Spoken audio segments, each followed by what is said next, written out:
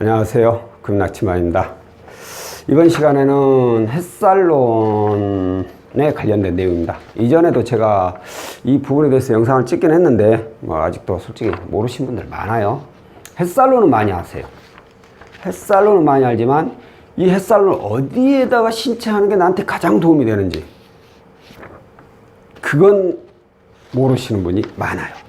그래서 한 번 더 영상을 찍게 되는데, 햇살론 신청하게 되면 가장 중요한 부분이 두 가지가 있다고 저는 생각을 합니다.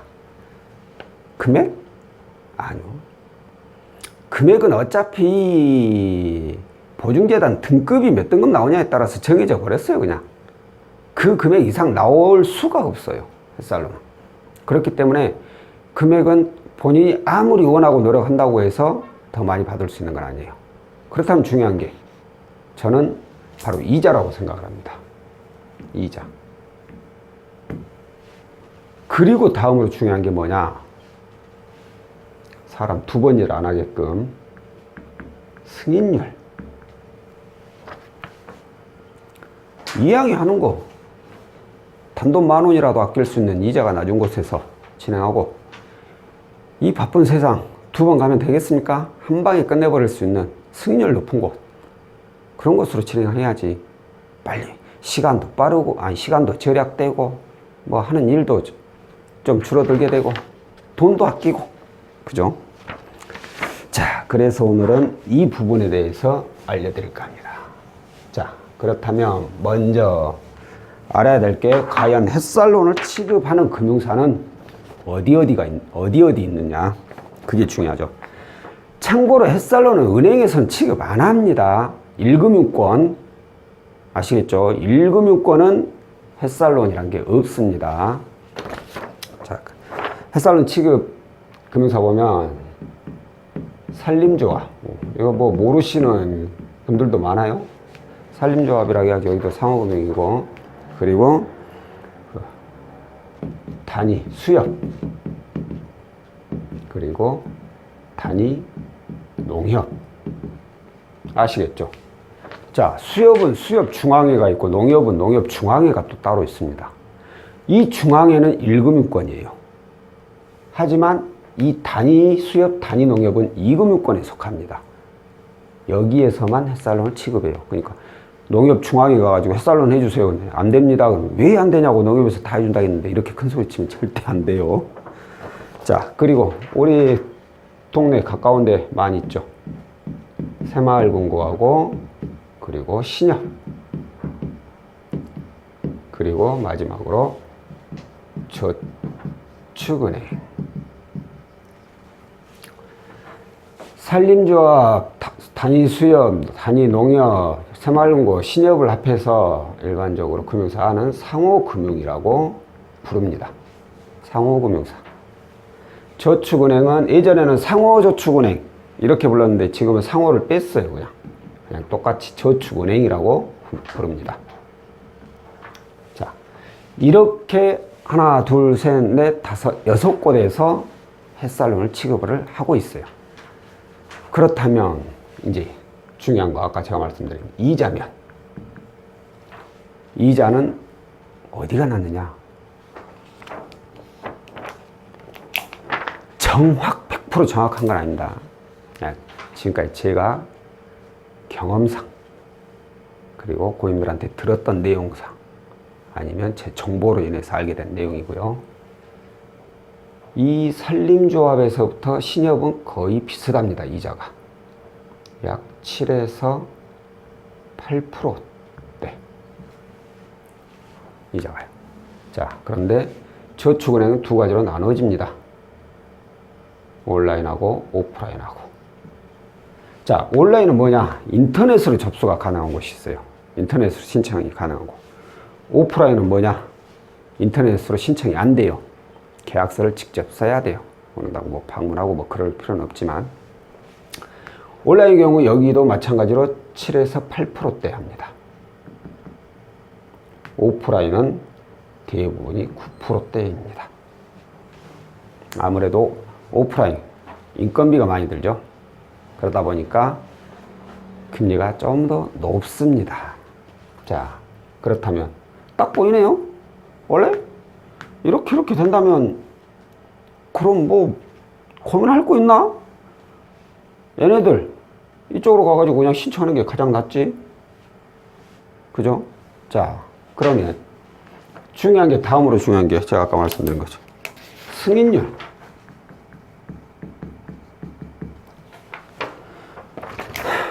여기서 이제 갈리죠. 저축은행, 오프라인, 그리고 온라인, 그리고 상호금융.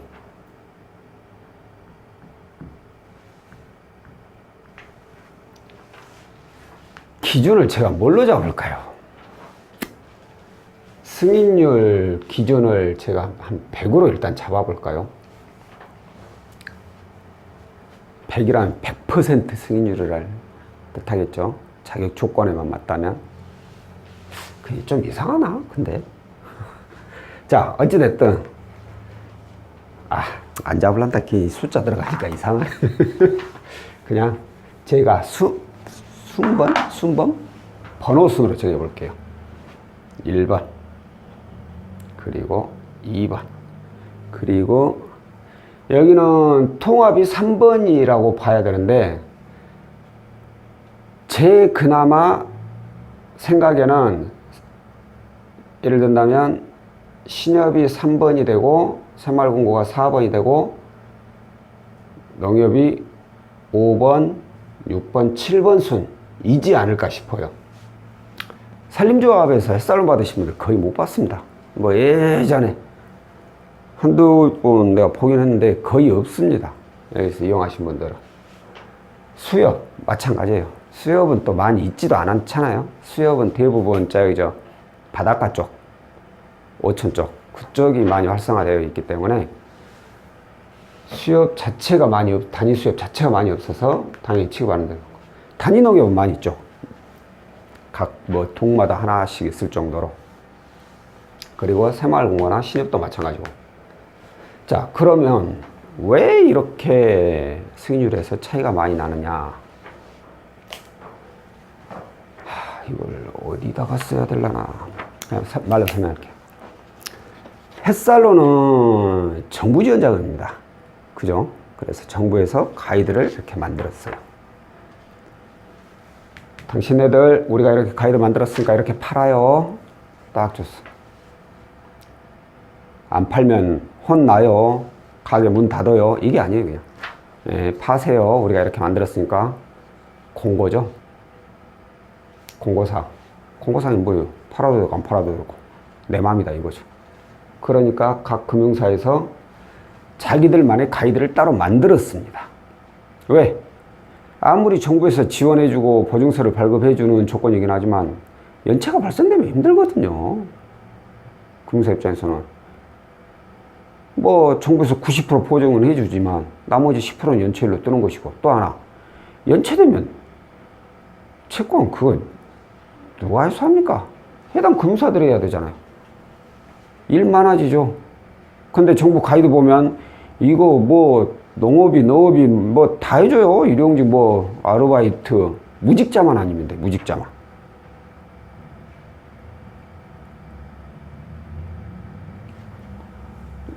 금융사 입장에서는 마음에 안 들죠.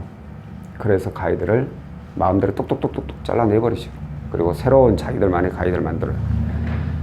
자, 그런데 그 와중에 저축은행에서는 그 가이드에 많이 변경이 되긴 했지만 여기 금융사들보다 가장 많이 완화가 되어 있다는 거죠.